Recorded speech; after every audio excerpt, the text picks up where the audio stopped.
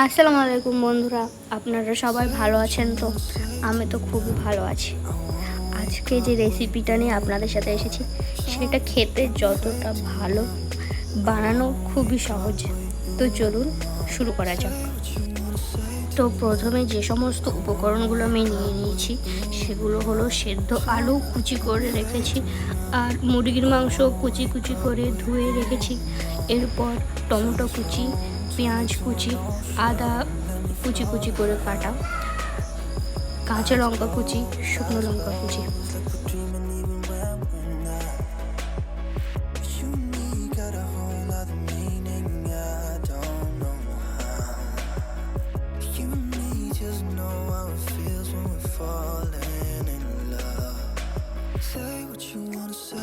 এরপর কড়াইতে তেল গরম করে নিয়ে তাতে এই সমস্ত উপকরণগুলো দিয়ে দিতে হবে এবং হালকা হাতে নাড়াতে হবে লাল না হওয়া পর্যন্ত।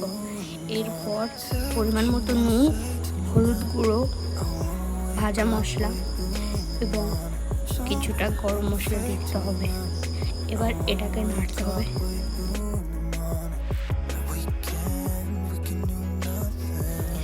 এবার এই মশলাটাকে আরেকটু ফ্লেভারফুল করার জন্য আমি এতে শেজওয়ান সস অ্যাড করে দিয়েছি। চাইলে আপনারা এটা স্কিপ করতে পারেন। দেখুন এটা হয়ে গেছে। এভাবে লাল লাল করে আপনাদের ভেজে নিতে হবে মশলাটা।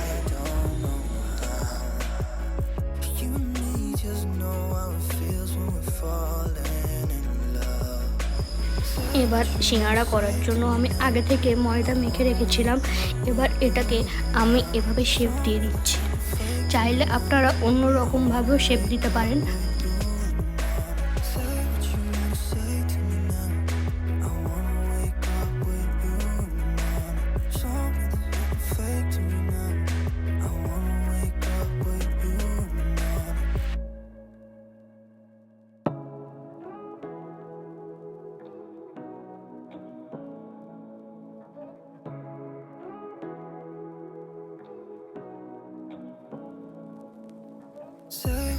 আমি এই সিঙ্গাড়াগুলো বানিয়ে নিয়েছি। এবার এগুলোকে গরম তেলে ছাড়তে হবে।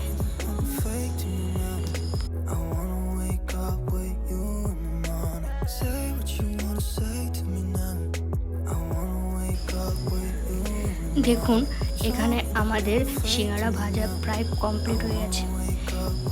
এই সিঙ্গাড়াগুলো দেখতে এরকম হয়েছে। এই মশলাদার চিকেন সিঙ্গাড়াগুলো খেতে তো অসাধারণ হয়েছে।